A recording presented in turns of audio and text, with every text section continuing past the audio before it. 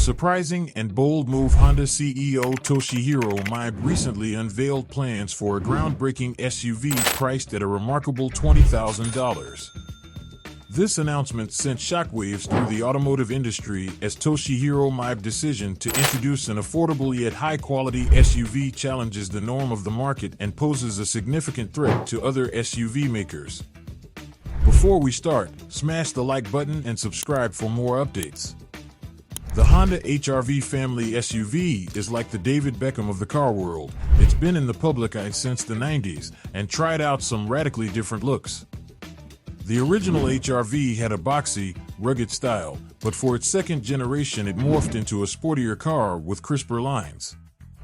Now Honda brings us this sleek, hybrid-only third-generation model, which is radically different again and bang on trend. Then again, it needs to be, because there are a lot of tempting small SUVs and family SUVs available, including the big-selling Nissan Qashqai and the all-round brilliant Skoda Karoq and VW T-Roc. It certainly won't be easy for the Honda HR-V to stand out against those sought-after competitors, so does it have what it takes?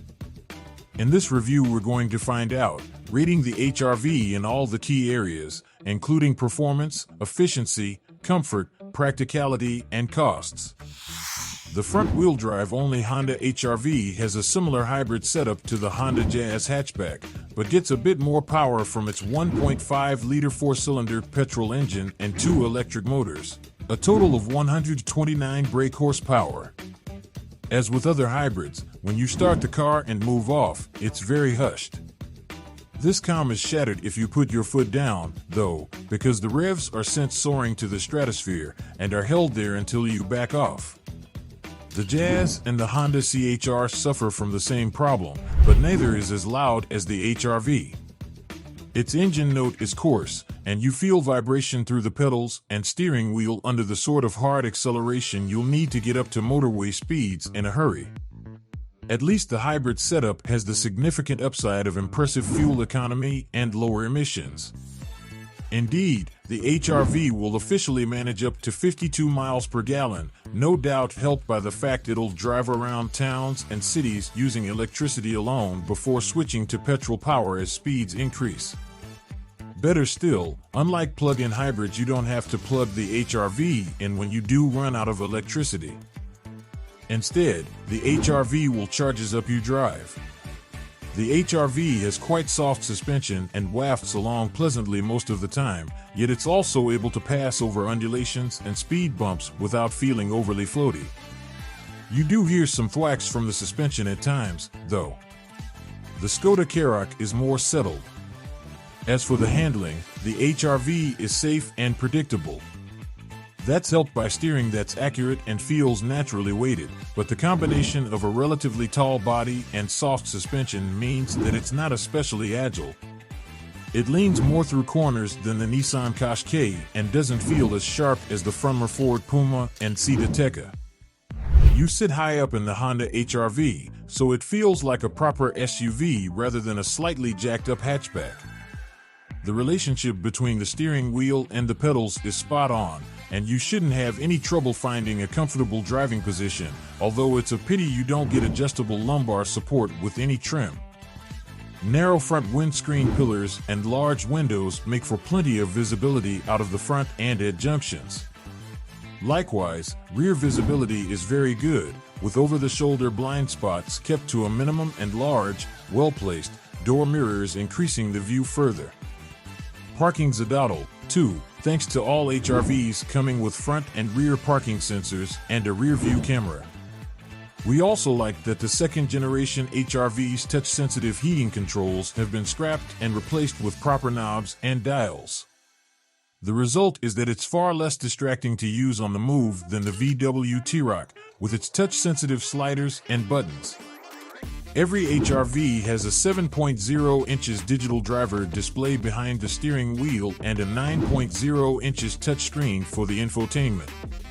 The touchscreen, which is shared with the Honda Jazz, is not as user-friendly and responsive as it could be, and its graphics look rather fuzzy compared with its competitors.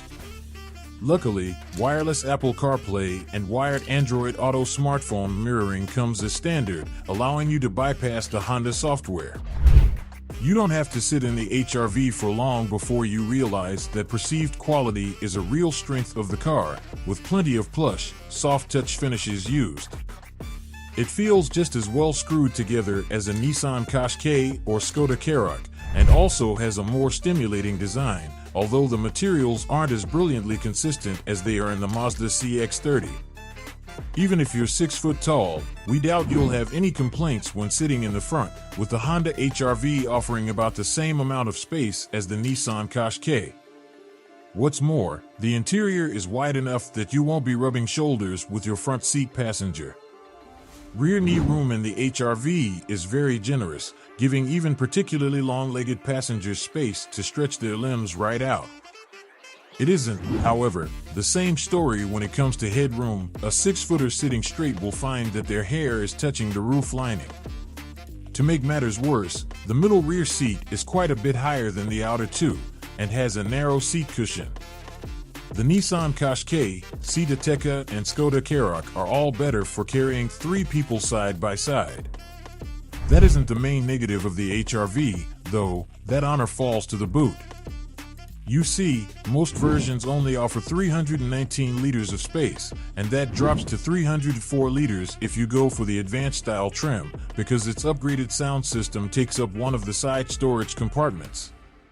For comparison, the Karoq has a 521-liter boot, while even the Vauxhall Corsa small hatchback offers 309 liters of luggage space.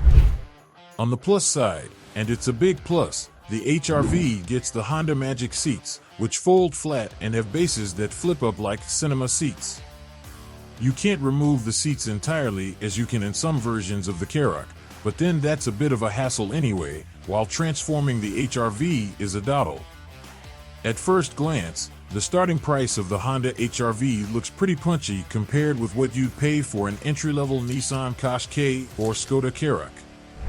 In reality, that's because Honda includes lots of equipment as standard.